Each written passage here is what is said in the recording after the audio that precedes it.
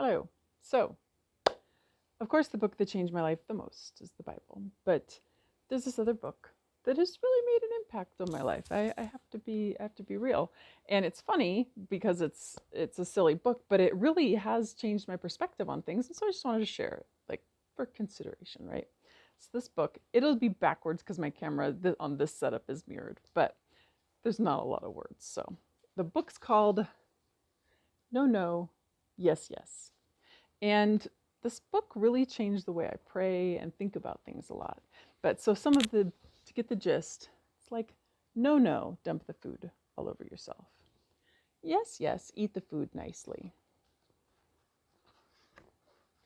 No, no, color on the walls. Yes, yes, color on the paper. No, no, eat the dog food.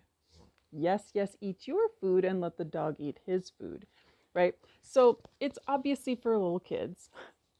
I'm pretty sure anyway, that's what it was written for, right?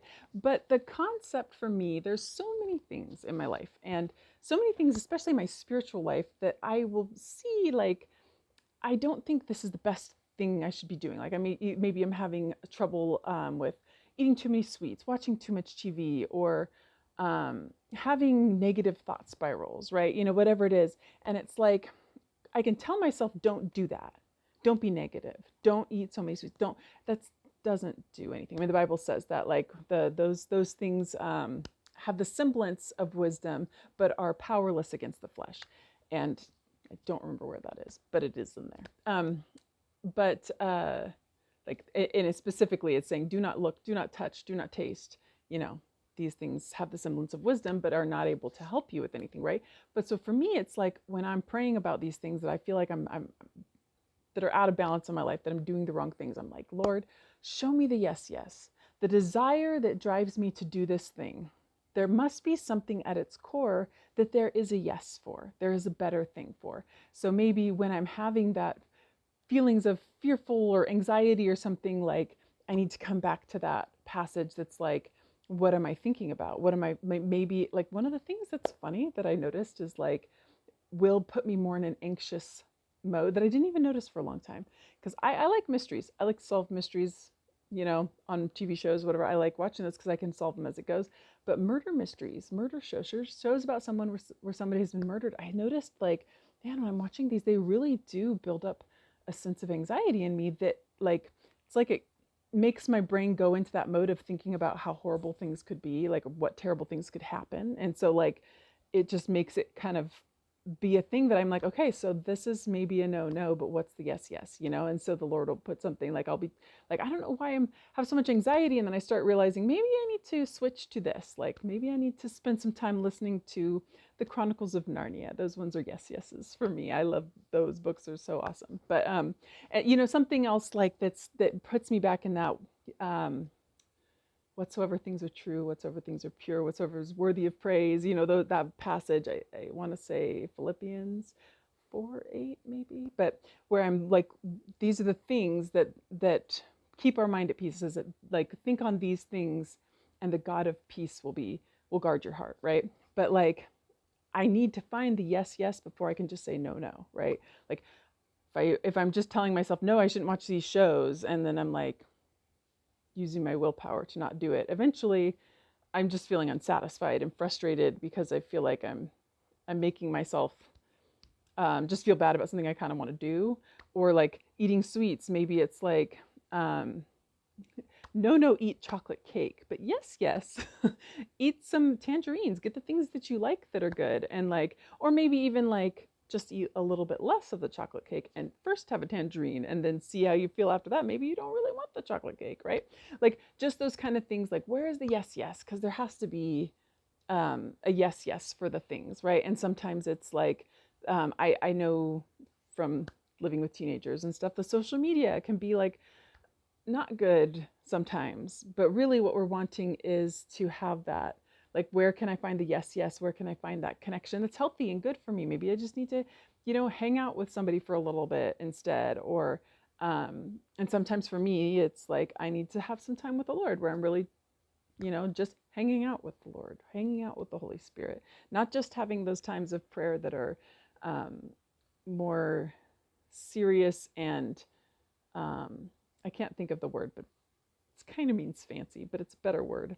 I know a better word for that. I just don't know it right now. But like having those times where if I'm doing a puzzle or something and I'm kind of like talking to the Lord and kind of, and I know that, some people have that in nature. Well, they'll have that kind of more just kind of walking and thinking about things, and, but it's just like finding what is that yes for what I'm feeling now, like where there's a no.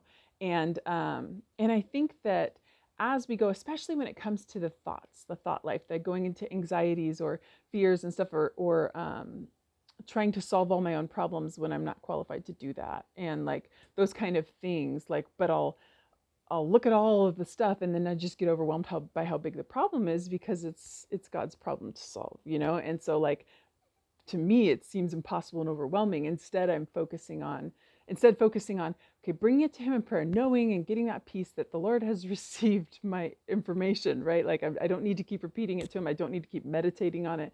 I can give it to him, and then like focusing on who he is and what he has done in the past and what he has done for me and what he has done, historically too, like in the Old Testament even, or, in the church, early days of the church, or whatever, whatever it is that helps me remember how big and capable he is um, of what he's promised. Like, what is that passage? And a song, I always loved that.